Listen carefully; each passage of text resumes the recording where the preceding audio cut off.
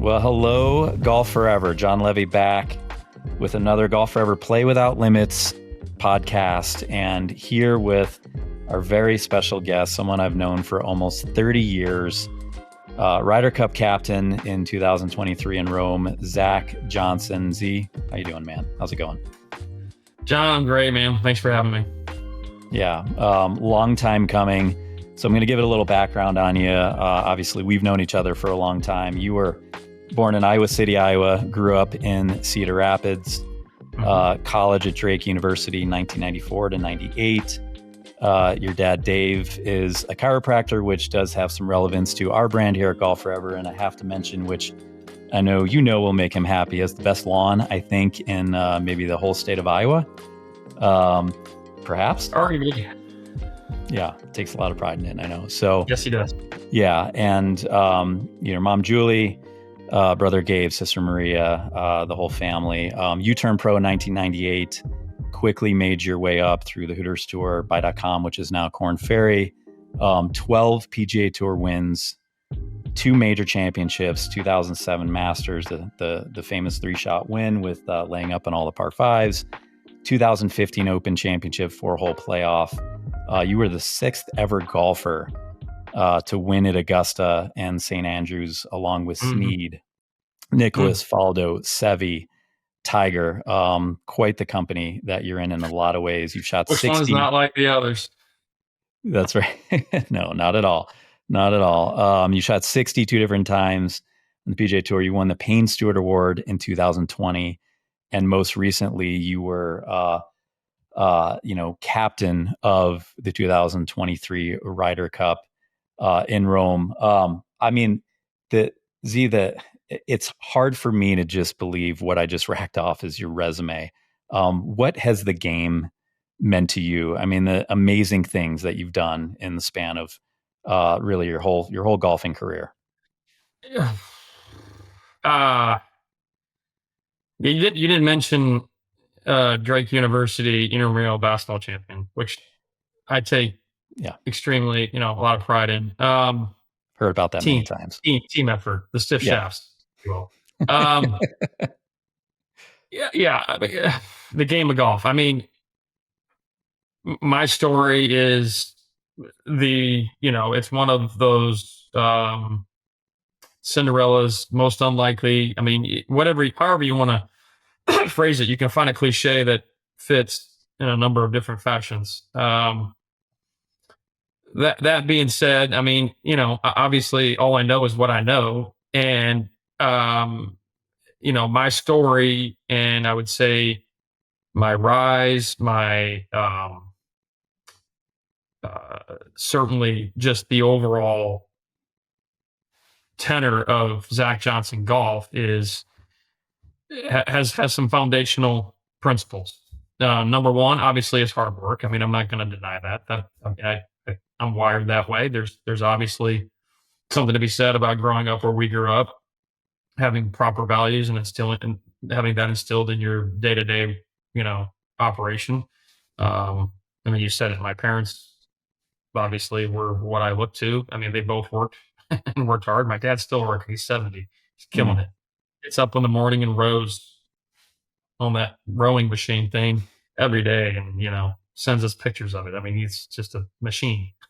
So that, I mean, hard work. I would say number 2 would be certainly in this I should probably, there's not an order here, but number 2 is being fortunate, but also there's some strategy there of aligning myself with great people. I mean, I've said it and I'll say it again. I'm a product of people, selfless people that have the same overall mindset and goals that I have. And that is to take each day for what it is, to get better each day, to encourage, to stretch, to make each other uncomfortable, to find ways to grow, combining that first pillar of hard work. I mean, that's really what it is. When you're talking about my coaches, you're talking about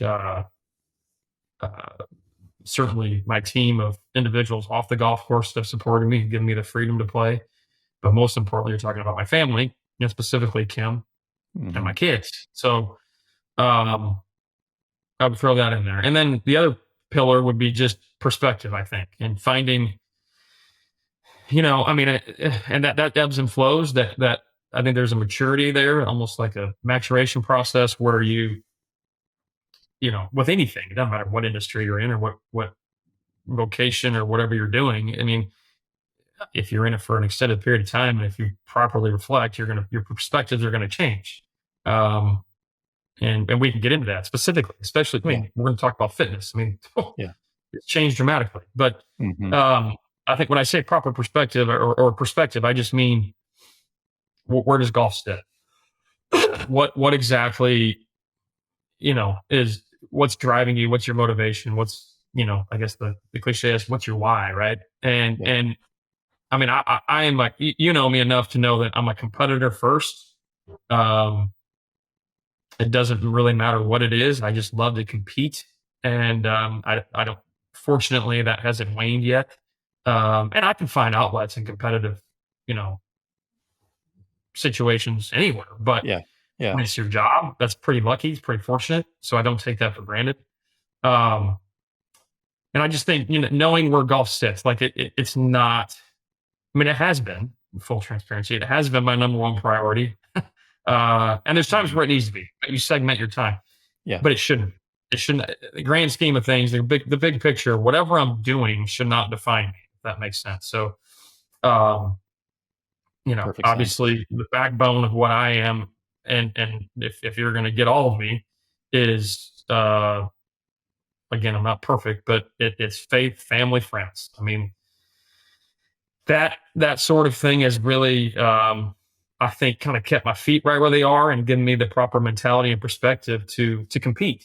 And so, the bottom line is you're going to lose a lot in this game. So, how do you grow and how do you learn? And so, I think when you have that perspective, um, clarity comes in, contentment comes in, and I just think, you're not living day to day by your scorecard. Is really Yeah. what I'm getting at. You can live day to day knowing that, hey, I got better today, even though my scorecard didn't show it. Whatever it may be. Like this morning already, I've already been to the gym. He killed me today. um, I'm knocking things off the list, right? So I, that's how I like to approach things. Very systematic, very routine. I'm not superstitious. I'm just very much regimented. That was instilled in me at a young age, and that's where I'm at. I know it's not. I'm defying odds and defying the percentages and all that, and I understand that. But that sort of notion also is motivating. So Yeah. I'm almost 48, and that's hard to say. I don't feel the same as I did 20 years ago, or even close. But there's ways to get better. There's ways to make steps forward, even at 48. So that's where we're at.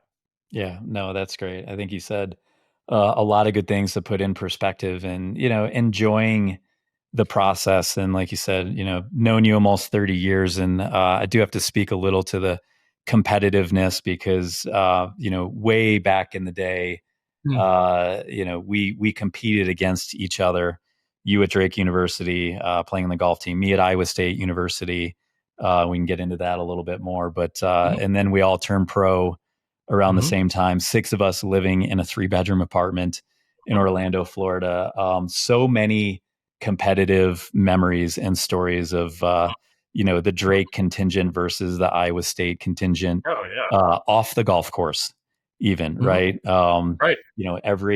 Every competitive from board games to tennis, you name it, to Mhm. basketball, of course. Mhm. We were doing it just to compete, and I Sure. think that process it really speaks to what you've always and over the years. I remember, we turned pro around the same time. Careers went 2 different directions, I guess you could say. And I always remember, kind of tapping into your brain of in the early days when you had some success, even when I remember you won 3 Hooters Tour events in a row, and I called you and I said, Z, like how are you doing this? and you said, I'm sticking with my process. I Mhm. have learned that this is what works for me. I go Mhm. back to that. If I'm on Mhm. the golf course on the fourth hole, I'm not hitting it well. I know what to do. I go through a checklist, Mhm. right? And then I can fix myself. Mhm. And I think that's the mark of you truly believing. It's a great lesson for any golfer and any person, truly Mhm. believing what are the foundational pillars, like you said, that work for you, and sticking with them. And it's Yep. always been a Well lesson said. that I've learned. Yeah. No, I, I appreciate that. I mean, I didn't come up with it. I mean, maybe there's some default in me that's innate, but for the most part, I mean, it was, again, I go back to, who I was around, right? Obviously my coaches, as I mentioned, big part of that. I mean, you've known Mike Bender essentially almost as long as I have. Yeah. He's still my swing coach to this day, and he kind of broke me down, built me back up. So fundamentally speaking, which is what you're alluding to, um, it's systematic. In my, it's not simple to him because he knows all the verbiage and angles and all that. But to me, it's simple. Like it's Hmm. not. We're not trying to reinvent the wheel. We try to create simplicity and consistency.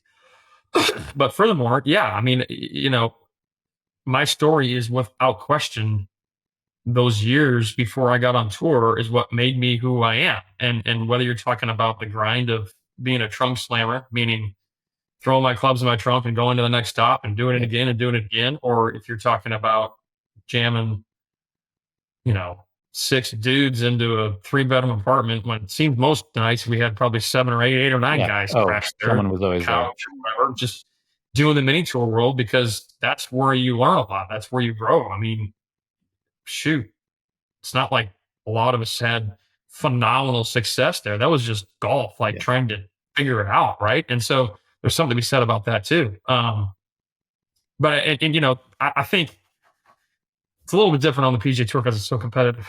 Excuse me. But that mini tour world slash those our mini tour years, right? Some of my fondest are like, hey, John, just watch me putt for 10 minutes, Yeah. or hey, let's go have a chipping contest, Yep. or hey, let's go play 18 and we'll throw tees and da da da, we'll play for dinner, or whatever it was. I mean, that's what kind of, and that's what I miss the most. I Mhm. mean, it's again, you miss the people, Yep. or those times with the people, right? So we didn't have cell phones back then either, right? I mean, we weren't taking Snapchat pictures of anything or anything of that Yeah. nature. We just Yeah. lived it, Different world. and you're taking mental pictures of it. But um, dude, we were so lucky. I mean, just to be around good guys, and everybody now has their direction and is doing well, and in a position and on an avenue that is fulfilling. So there's something said about this game of golf and the networking side of it, but also how you grow and learn. Yeah. No, absolutely. Very well said. And yeah, and this game has given me so much. And actually, I need to publicly thank you for getting me to Golf Forever, right? I've told this Oh, story, shit. had Justin Leonard on in our second episode. And, as the story goes, you take an annual ski trip here to Colorado where I live. And I always try to go ski with you for a day or two. And Justin happened to be there the same day. And the rest was history. Justin was telling me about Dr. Jeremy James, and we connected. And I was, enamored by the mission of what he was doing and building with Golf Forever. And so publicly, thank you, because it's really has been Hey, an incredible journey on my side as well. well, hey, it's a win, win, win, win. I mean, all across the board. Like, I mean, you mentioned another dear friend of ours, Justin's great. Like, he just has great. Yeah. I've learned a lot from him. He's a little bit older than us, not much, but on how he attacks the day, how he attacks life. But more than that, we can thank skiing for that. That's right. Yeah. I mean, I'm a decent player in the game of golf. I'm a, I'm a solid 8 to 12 handicap on the slopes. You're like a +5. So my point is, I relish those days. But golf forever is, and the growth of it is forever indebted to Probably my kids and my wife, because I wouldn't be going out there if they didn't love it as much as they do. So we'll go with that. Plus the Leonards. I mean, like I said, it was meant to be. I mean, it just makes complete sense, and I'm just so glad it's where we are now, but also probably more excited about the future. Same. And yeah, and I do want to get into a little bit more about GolfForever and your journey and participation with it. But first, how's the golf game right now? How are you feeling? Well, we're in this time of the season where it's time to, like I've had my team annual summit, so to speak, meet with my coaches, kind of rehash where we are, trying to plot, some sort of game plan for the future. We set goals. I don't say loosely, but there's definitely goals, whether they're written down or just agreed upon. They're there, but the focus is really objective based. Kind of going back to what we talked to day objective based. What are you going to do practice wise, and then from there, figuring out a strategy how to compete, what events to play in, navigating my Kim's a part of it. So navigating a calendar schedule on the PGA Tour that allows me to compete, but yet also keep the main thing the main thing. So right now I'm Right. practicing. That's really where I'm at. A lot of gym work, a lot of PT work, getting the body ready for 24. As far as what's around the corner, 24 is, I mean, there's some continuity year after year that I'm fortunate to schedule, but 2024 is a vastly different year on the PGA Tour. Mm, There's events that the schedule's changed, right? We go from just straight FedEx Cup normal events to these, I guess they're not elevated. They're signature events now. And I get it. I mean, I don't get it all yet. I'm not on the board of the tour or anything of that nature anymore, but um, we do have some competition out there. So we've got to make some changes, I guess you'd say. And fortunately, we've got people and sponsors constituents that agree with us. And so, with that being said, I'm not in those yet, but that's certainly a goal. I mean, they're big time events against the best players in the world, and if you get in those, you get in those by merit, and I mm. think that is a great thing.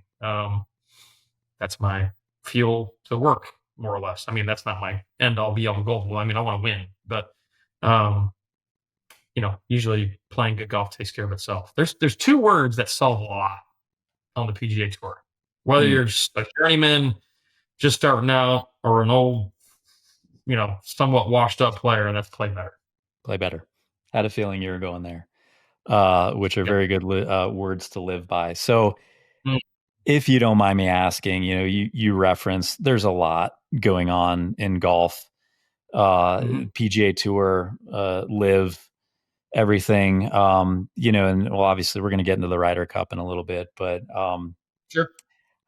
how have you taken an opinion, a stance on the past 2 years, basically, that really has Mm, just been an upheaval in the game mhm, where everything was trending, the pandemic, and all of a sudden golf was booming and PGA Tour was shining, never shining brighter, and then all of a sudden Greg Norman and the Live Tour really mhm, created a lot of news, mhm, to say it lightly, in mhm. the game. What I guess stance have you taken, and how have you reacted to that over the past couple of years? Sure. Yeah. No. I mean, you said it perfectly. I mean, I mean, my opinion and my perspective on it is I don't want to say it's changing, but it's I'm learning more as I go. I don't know everything, for sure. Uh, but from what I do know, I mean, it's disruption, right? You have an entity that's trying to make their way into golf, and they've got, for the lack of better description, an unlimited plot of resources. And so, with that disruption comes, well, I would like to say just reflection and change, but there was turmoil, if you will. So when some of your greatest um, high commodity assets are plucked, arguably, reaction, change, all of that, I guess, is probably inevitable. And that's what we're seeing now on the PGA Tour. So uh, I think, when it comes to live in that entity, I don't know the specifics. I'm one where the communication started, and I did receive communication on a Mm, couple of different occasions, but as I told my team, I'm just not going to respond. Um, you can call that naive, you can call it what you will, but I'm just wired as a loyalist to the PGA Tour, and I'm old, so. uh, but I don't necessarily agree with it. I respect the individuals for the most part, and a lot that went. Some of them are my dear friends, um, but I don't have to agree with it, and I yeah. hope they respect that. Um, I just feel, and I'm not even talking about the ideals and the morality of it all. I'm talking about the mere fact that the PGA Tour was created uniquely and by individuals that I think uh, we owe a substantial debt of gratitude to. Um, and we're talking about the Jack Nicklaus's, the Arnold Palmers, and Yep. the like. And so, um, given that, and then given that it's still pretty darn good, you have it really good. There's and the differences between the two. I just feel, the proper professional golf and the architecture with which we have is changing subtly, but it's changing. Yeah. Is right. I mean, it's a meritocracy. There's something to be said just about doing work in the dirt, and you get what you get. Yeah. And there's also something to be said about the way the tour started, and that is to serve communities with which we go to intently. We're a 501 currently. We're a 501c, C6 technically, but we are there to help communities and also entertain. I understand I understand Live has some similar, maybe Yeah. embedded, uh, similar tactics, but there's that's just it's Yeah. different. It's different, It's different. and yeah, I don't I don't I don't love it. I don't overly appreciate how greed and money can dictate things. There's a fine line between, like, it's wholesome, it's proper, and you know this, John, like to go and pursue money in a great way. I mean, what, you don't have to get into that. Well, you're just talking about supporting your family, Yeah. you Yeah. know, finding monies through hard work and doing it the right way in a capitalist society like we have in the United States. I think that's a great thing. That's how this country was formed, right? Certainly economically. But that fine line between that and then pure greed, um, is in this instance. I don't know if that line is that fine. I just don't appreciate throwing out those exorbitant numbers when those monies could be used for something else. It's just I think we play for enough money, and we have for years. Maybe I'm old, maybe I'm a curmudgeon. I just, I don't understand it. I don't agree with it. It's my Yeah. 2 cents there. No, I appreciate your 2 cents certainly, and very good perspective. And as someone who's played the PGA Tour for more than 20 years, you certainly have a very valid perspective of being out there for so long. So appreciate Again, some that. of my best buddies. And Yeah. hey, you can do. I don't know everybody's situation. Fully admit that. I think your situation where you were isn't bad. Um, Yeah. and we get it. Oh, the PGA Tour has title sponsors that has ties to Saudi Arabia, et cetera. So, of course, we all have some sort of indirect tie there. I mean, whether it's the fuel you use or a product that, whatever, you can find a Yeah. lineage there Yeah. that. But when you sign directly on a dotted line, there's a difference when you have another choice. Just my opinion. Yeah. Yeah. I think that's very well said. And do appreciate that. All right. So I want to switch gears. Um, let's talk Ryder Cup. you were a participant in multiple Ryder Cups over the years, President's Cups, assistant captain, kind of being groomed for this role that you had this year in Rome. Let's just give everyone an idea. And I've talked to you a couple of times since, and it again, knowing you for so long, the honor of being named a Ryder Cup captain and just what that means to represent your country and lead the country in that way. I almost couldn't even put it in words. I told you this even just a couple of weeks ago. Watching you address all of Rome gave me goosebumps just for knowing you, seeing you up there. Giving your best take at speaking Italian. Which was impressive. But just, what, if you can encapsulate, and I do want to get into kind of the details, but, what was that experience like as captain of the Ryder Cup? Yeah. Well, right on the surface, you said it. Number one, the honor is difficult to describe, difficult to find the proper adjectives to explain it. I mean,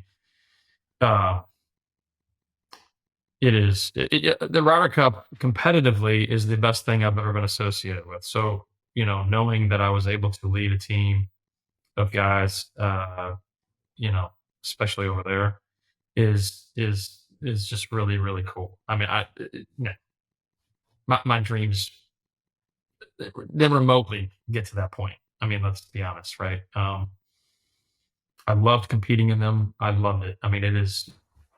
I think it's kind of how I'm wired. Is just that team element. I mean, you know me well enough to know that I love team sports, and so when you take such a, for the lack of a better word, it's somewhat of an individual game, and then you combine it with all the team elements. It's just the best. And then you're wearing your nation's flag on your sleeve, et cetera, et cetera. It's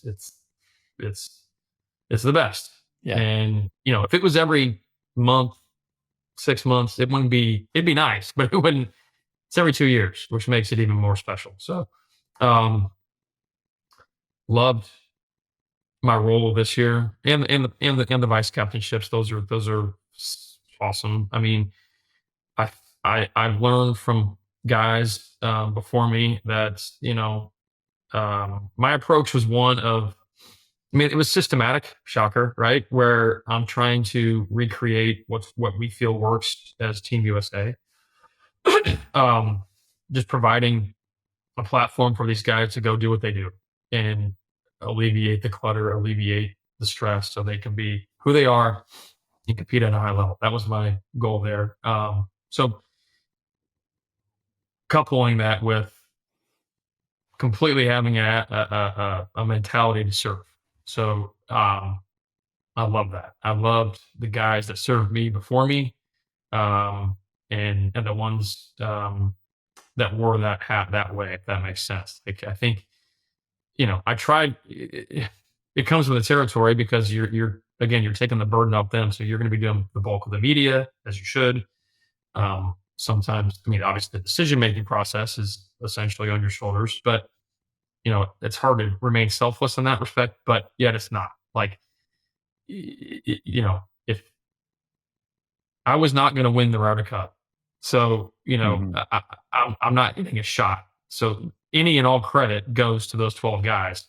And my role was to put them in a position to do that. And trust me, a lot of reflection over the last few months. I've got some, full-fledged regrets, most of it's just 2020 hindsight.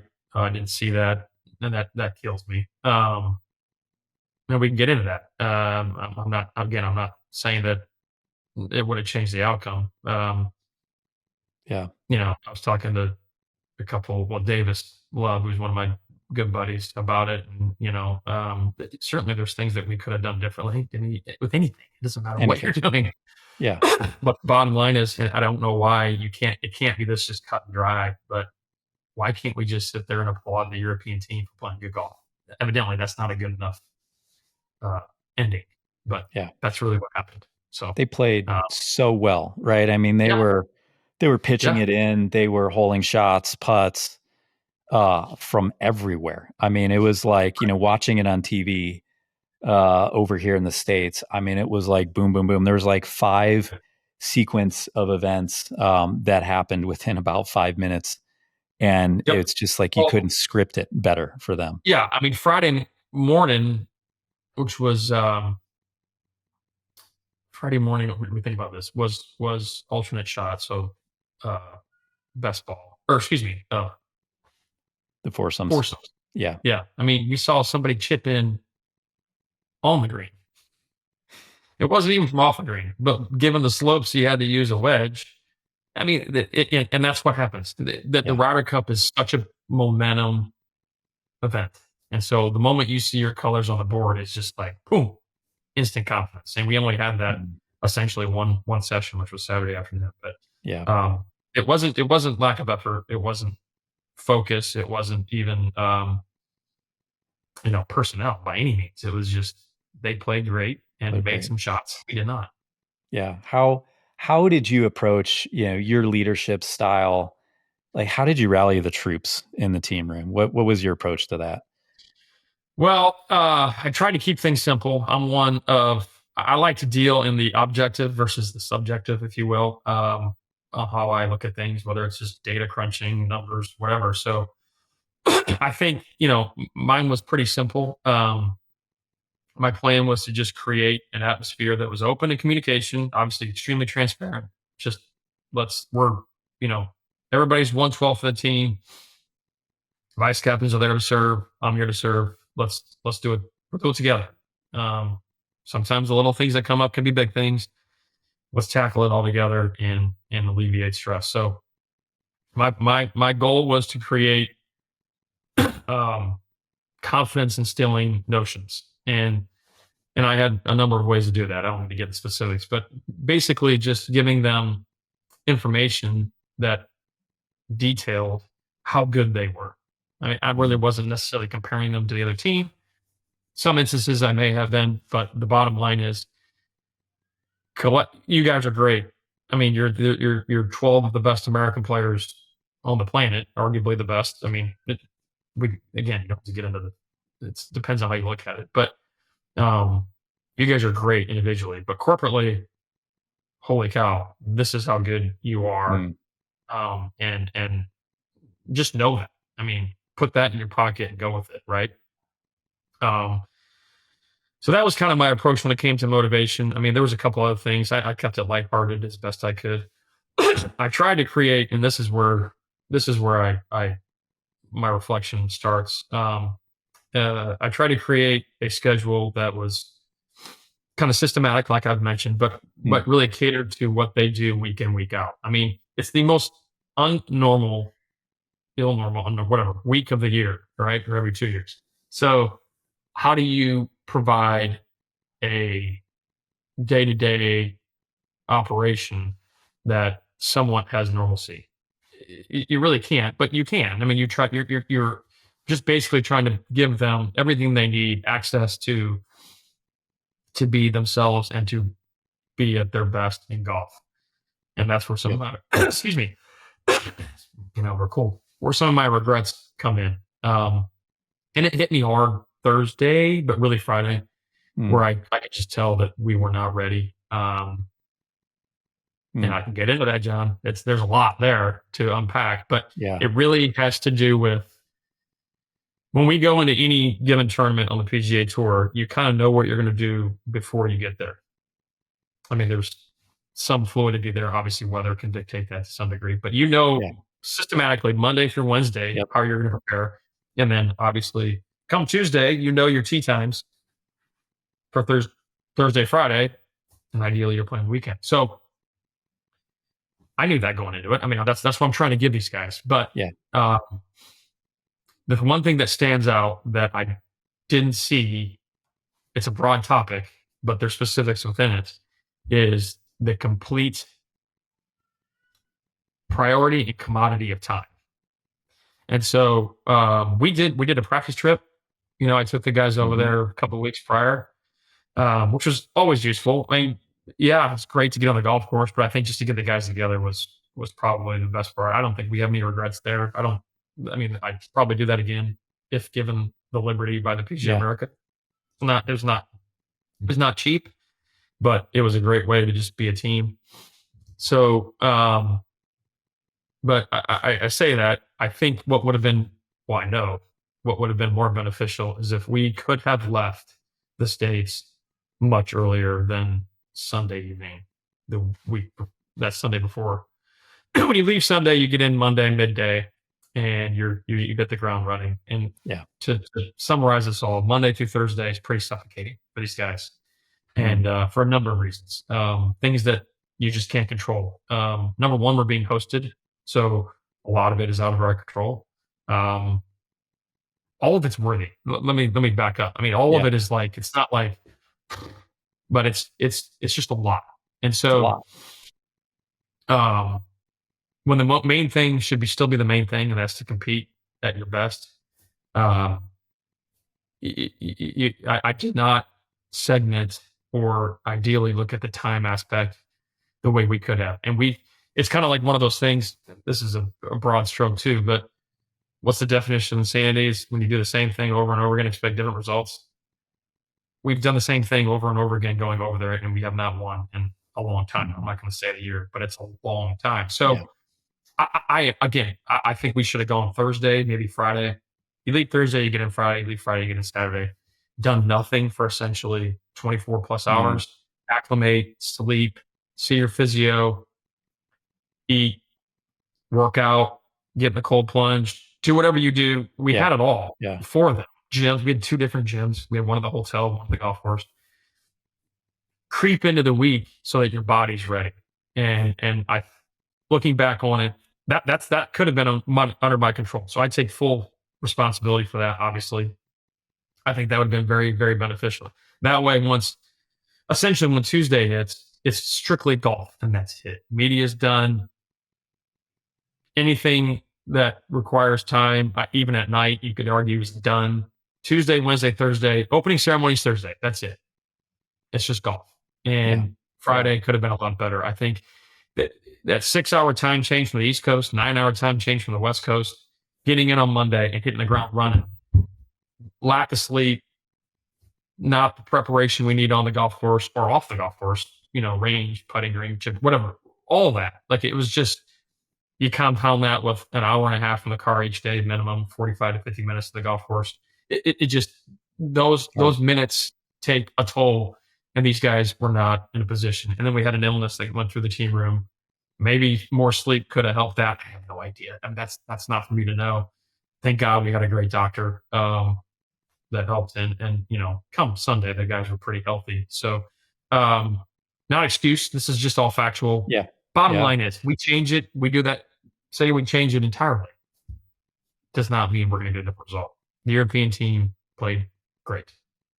Yeah, they were phenomenal. And I think you're speaking to the point, I can draw on my own experience as a competitive golfer that, your body's nervous system, right? When you put it in a stressful environment, you kind of get into that fight or flight mode. 100%. And as a PGA Tour player, and please correct me, you have learned throughout the years, to your point, of preparing yourself for that first tee shot on a Thursday. The difference of a regular tour event versus a major. You've played in Ryder Cups and President's Cups, and how that makes your body feel. And I think, to your point, it is extremely difficult to go overseas and all of a sudden have a couple of days and not stop moving, no matter how many amenities or kind of preparation tools at your disposal. So, that makes a lot of sense. And as you said, just me as a casual fan, hindsight's always 2020. I think it was, it's been fascinating. There's a lot of opinions out there, right, with social media and kind of the armchair quarterbacks. It's just the nature of our society these days. But you who lived it, you who led it, I know you, and Troy Van Beason, Dr. Troy Van Beason, who is our content contributor and your performance coach for many years, spoke to the fact of saying, listen, like, Zach did everything possible that he thought was going to prepare the guys to play their best. And, to your point, the systematic approach, at the end of the day, you just can't compete against holing, 20-yard, flop shots over bunkers, right? Like it's just part of the deal of sport. Yeah. Yeah, it is, and there's other, little nuggets in there that I think, I mean, we had 4.5, 5 weeks off after the tour championship, guys. At that point, they need time off. They need to rest. I don't know. I don't know what they would say. Maybe they should have, some of them maybe felt like maybe they should have competed in between the tour championship and the Ryder Cup. You could argue that the European team did, and some of them did multiple events. They had a big one. The BMW in England's a huge event over there, and they all played in that, and they all played great. And most of those guys are going one time zone away or 0 time zones away. So these are just facts. So I don't know. I don't know how much that would have changed the outcome, if at all. Uh, what doesn't change is that the European crowd was pushing for their team, and they played great, and they made shots, and they made putts, and momentum is awesome in the Ryder Cup. And as a result, the scoreboard was indicative of that. I'm saying all what I said. There was a moment on Sunday where it was like, oh my, this is getting interesting. And so, that's match play. That's the Ryder Cup. These guys, I'm not surprised in the least. They've never, ever, ever quit. They were resilient given a lot of the arrows that were shot at them. And, as I'm not their coach, I'm not telling them what to do, but as their leader, I was very impressed and proud of that, because it just shows true character, right? I mean, they did everything the right way, given what they had to go up against. And again, we'll learn from it. Team USA will be better the next time around. It may not dictate anything on the scoreboard, but it might. So you learn so much more from your losses than you do your wins. And in this instance, there's only one winner and one loser. So, we've got great people at the PGA of America. We've got a great Ryder Cup committee that I'll now serve on for a period. And we'll try to do, whoever leads us next time, we'll try to give them the information we feel they probably need to be better, to be more efficient, and lead the 12. So, all that, it's still obviously one of the highlights of my life. And to share that with my wife, Kim, who had an immense amount of responsibility too, is something we will always cherish. Yeah. Appreciate that insight. To hear it from you is extremely valuable. And to your point, the U.S. hadn't won on foreign soil in 30 years. So going over there was not an easy endeavor to begin with, right? To your point of the chanting and the songs of the crowd, and teeing it up in that environment is unlike anything else I can imagine. So do appreciate the perspective. And all right, so I want to just switch gears here as we'll wrap here soon. We'll do something that a new segment here. I'm going to start with you. It's going to be called Quick 9, which quick fire questions and answers, which may or may not be more than 9 questions. So are you ready? Okay. I don't know. No, I'm ready. Let's go. Okay. All right. So you're an Iowa Hawkeye fan, and I'm going to put you on the spot. Okay. Hawkeye football or Hawkeye basketball? Yes. Come on, you got to pick one. Okay, I'll say this. Do I have to explain, or is that all you want? No, I'm just curious. Yeah. Okay. Obviously my heritage is all in the state of Iowa. I am I was born at the university. It's kind of in your blood, more or less. Well, it was. That's where it started. So my childhood was Hawkeye football and Hawkeye basketball. And then, that's what it was. And it's one of my ways I still attach myself back home. And my whole family's the same way, even my kids now. But I am a rabid Drake basketball fan as well. Love Coach DeVries. He's awesome. So yes is your answer. Yes is my answer. All right. Sounds good. 2007 Masters or 2015 Open Championship? Jon, I know. Hey, that's like this is picking your quick nine. favorite kid. You know what I mean? I can't. I can't. I can't. I can't. I get the answer is yes. All I right. can't All pick right. one. Yes and yes. They're both revered, and I love them both. I'll tell you what, I'm not sentimental. I'm really not, like, at all. Uh, but I really miss the claret jug. Mm, That is the coolest thing that I had possession of. Um, Certainly in my job. I mean, I still that's get to cool. wear my green jacket, for a week a year, Yeah. right? So I really miss that I jug. love it. It is Yeah. And you get to drink spectacular. out of that thing, right? Yeah. Oh All right. So gosh, yes and yes. so Okay. Draw or fade? draw. Knew the I answer don't to need to that. explain that. Best part of your My game. fade might fall left. I know. I remember I You know, was out at a tour event with you, and we were walking around many, many years ago inside the ropes in a practice round. And you said, yeah, Johnny, you got to check this out. I've nailed it. I figured out the fade, and you just yeah, open up the face, just put a little forward in my stance, and you hit the most perfect high baby draw yep, I've ever yep. seen. And That's to yep, you, it had faded, to your eye, it had faded about 5 to 10 yards. right. Yep. Yeah. Yeah. That There you go. is not an embellishment. There is so much. If I see a ball, like, well, go to the right, like, it is not on purpose. Like, there's something going on there. If Yeah. I'm hitting Yeah. fades when I'm trying to hit a stock shot, then I got to get to the range, because it's not a natural feeling. I Yeah. mean, if I do set up left and hit a non-draw, it's really like a push or a wind aided fade. Yeah. Yeah, that's Yeah. There you go. that's Wind dated. I like that. yeah. Yeah. All right. Best part of your game. Um, Man, I think it's evolved. Best part of my game,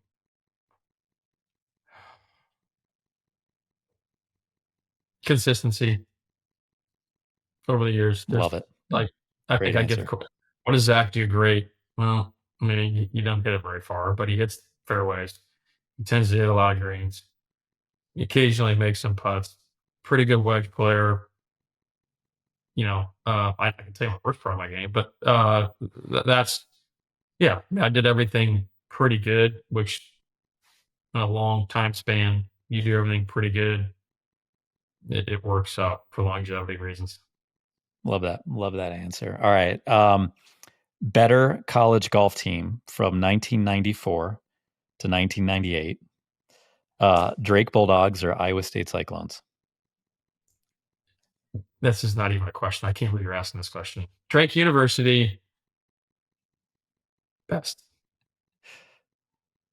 We Had to made ask it. national. Of course, that's the wrong answer, but Yeah, appreciate the answer anyway. you all make nationals. You Or did. was it just 99? You did, yes. And then I will We made say it in though, I 97. believe, yeah, 97, and I believe the head-to-head record. I want to say we looked this up about 10 years ago, and I do think that Iowa State had the edge.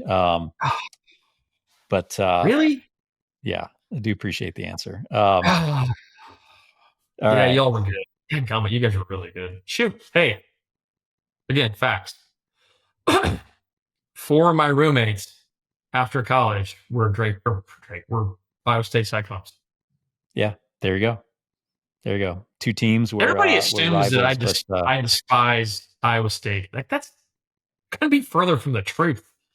Like, yeah, I shouldn't say everybody. Some people do. That's not fair. Like, one, I mean, shoot, we came up to Ames to see y'all. Like, right? I mean, we were buddies back then in oh, yeah, college, right? I mean, Ames is vice awesome. versa. Yeah, Great school, obviously great athletics. I mean, shoot, if I was not playing or Drake's not playing, I mean, I'll pull for him. I mean, why not? It's where I'm yeah, from. yeah, Anyway, yeah. I don't. No, I just absolutely. You're just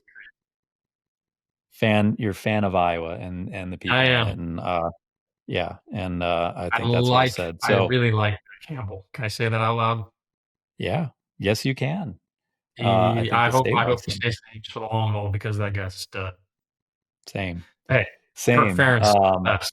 Kirk Ferentz is the GOAT, but Matt Campbell's great. Sorry, go ahead. I love it. I love it. There you go. You're showing your allegiance to the state right That's there. right. Okay. Who's your golf idol?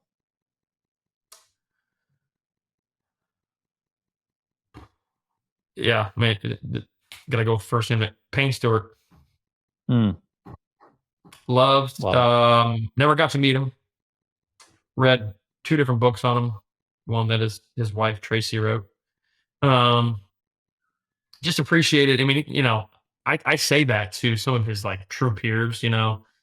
Like a Davis, like a Zinger, or some of those guys, and they understand it. They're like, really? And I'm like, yeah. I love the rhythm of his golf swing. Completely different than mine, but he always brought his best golf out in the most difficult times. Right, 3-time major champion, really good player in hard circumstances. Um, Ryder Cup stalwart. All these things are on the golf course. A giver, right? Donated his Bay Hill check to a hospital down there. Changed his life off the golf course, became a Christian. Just, he was charismatic, fun, jokester, playing pranks all the time, massive competitor on the golf course, and a family Hmm. man. I think his legacy is pretty awesome. I've gotten to know his kids mildly well, and Tracy. So I'm throwing Payne in there. Yeah. I mean, Great before that, answer. when I was a kid, like a young kid, uh, I had a couple. I mean, it was probably Jack. I mean, my first recollection of like the Masters was '86 when he won. I was 10 years old, so um, I got a long list, but it's Payne.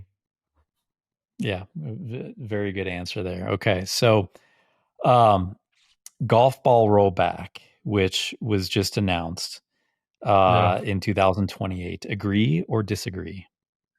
disagree. Hmm. I am Okay. not a fan. I don't understand. The game of golf is in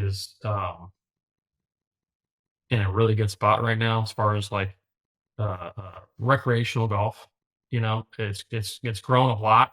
When there was a pretty substantial decline, I'd say 6, 7, 8, 9, 10 years ago, and so a wedge into the golf world just doesn't seem to make sense in my mind. I feel like if you're going to get down to it, it's an organization that is receiving pressures and forces that are making them do something that just doesn't make sense in professional golf. I don't know the ins and outs of amateur world, but that's not for me to say. I mean, all I know is what I know, and so the PGA Tour has always been the face of the game in my mind, and um, I don't think we need this right now. I don't think it's in a bad place at all.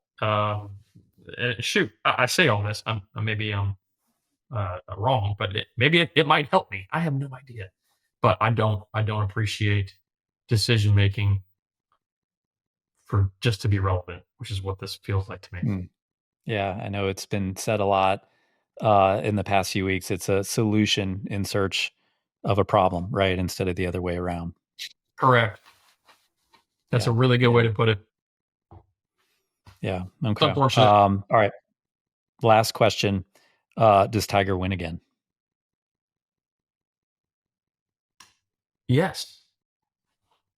No hesitation, actually. I had to think about that, but yes, because Love it.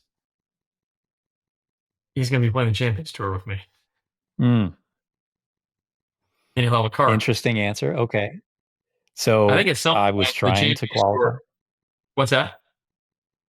I was trying to qualify, not clarify, Yeah.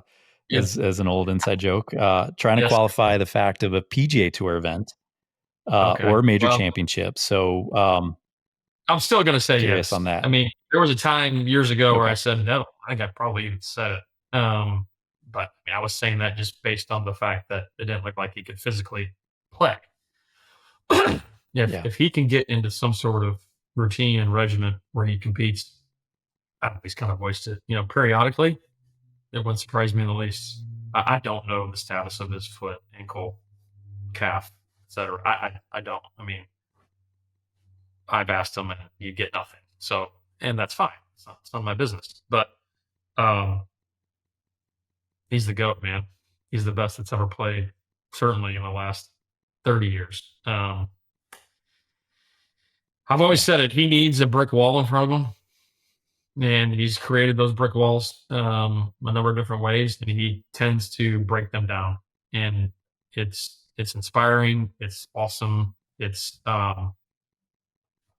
he's the best, obviously. So if he can somehow get to a position physically where he can compete, he's just as good as anybody out there. It's just a matter of Shoot. the timing, walking and the toll that it takes. So I would love to see it. Obviously, again, that'd be awesome. But I just want to see him compete because he brings so much to the game. Yeah, I think you're speaking to the hearts of a lot of golf fans, right? Like we just want to see him continue to play. Great to see him tee it up.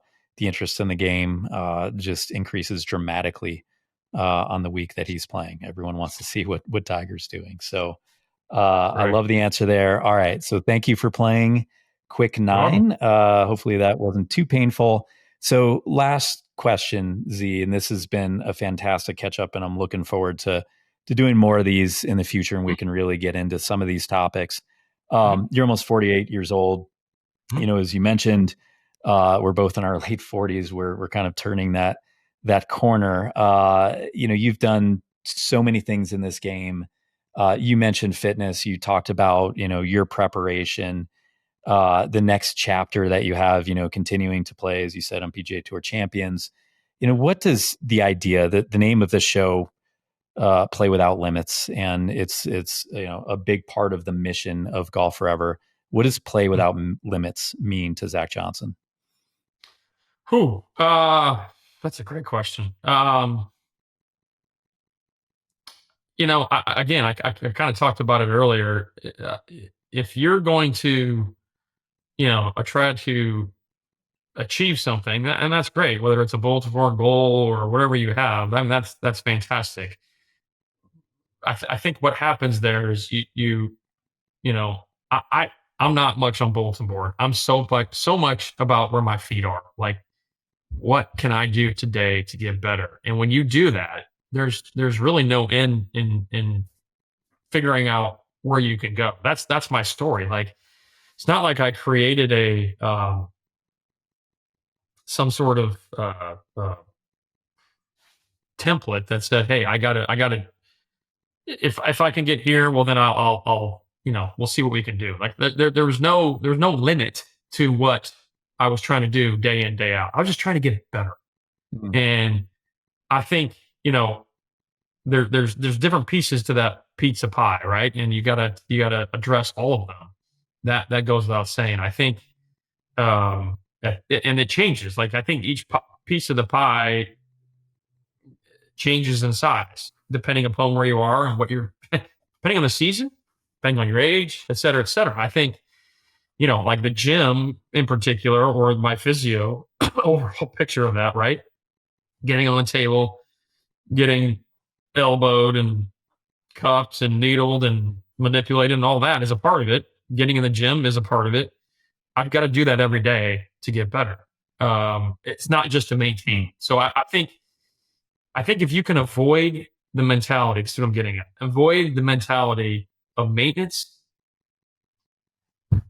and shift to a mentality of improvement, then there is no limit, right? You're gonna push yourself to a point where you're gonna surprise yourself, which is exactly where I am sitting right now. I mean, again, I wanted to be a professional athlete as a kid. Lo and behold, I didn't necessarily. I mean, those are my dreams, right? But it's not like that's not like I thought it'd be golf. Golf picked me. It was an outlet for me to compete, and I loved the game. But I loved a lot of games. So I was so looking back as a kid, that's what my days were, right? I mean, I was waiting for the last bell to go to practice.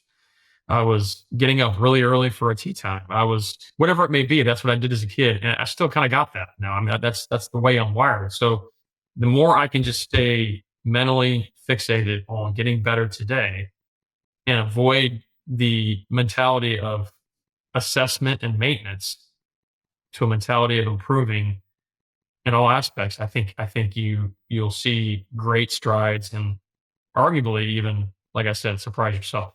Now, in that, I think I'm going to add one more little notion. I think one of the healthiest things I've learned in sports is if you really want to make massive strides, it's trying to be, and you can create it. I don't know what you're doing or what endeavor you're doing, even if it's just in the gym, utilizing the GolfForever app and the modalities along with it, whatever it may be, right? Being uncomfortable is a great thing. Or excuse me, being comfortable in the uncomfortable. Excuse me. Yep. So absolutely, what you're doing is you're stretching yourself. You're stretching your muscle, your brain, your heart. You're stretching everything, every piece, every fiber in you, and you're going to grow from that. So that as I get older, the more I can become uncomfortable and absolutely push myself to the nth degree, the better. And it starts right up in the morning. I mean, I get up, I go in the cold plunge. I hate it, and then I take some things that I don't like to ingest. They're disgusting, but I do it. And then I'm checking things off a list. Then I go to the gym and I go practice. And it's, that's my routine. But Process. and it'll evolve too. It'll grow, right? I mean, it'll change. That being uncomfortable, the parts of being uncomfortable might change a little bit, but when I've seen Tiger, he pushes himself so hard. So when he's especially back in the day, when he's in a tournament Thursday through Sunday, it's like, this is easy. It's that preparation beforehand that has made him grow. So, yeah, that's what I got. I love that. I love that. No, that's fantastic. The being comfortable in the uncomfortable, that's so many different ways that you can apply that to life outside of the game, with every facet of improving with age and longevity and maturity. And I think that is a fantastic note to end this discussion on. So Z, thank you so much. We covered a lot of ground today. I would love to do this again with you. Maybe maybe sometime this winter, if we're skiing, we can take a little time and go do that. All right. I'd love to do it. Great. Thanks for having me, Jon. Yeah. So Z, thank you so much. Thank you all for listening to this episode, and we will see you soon.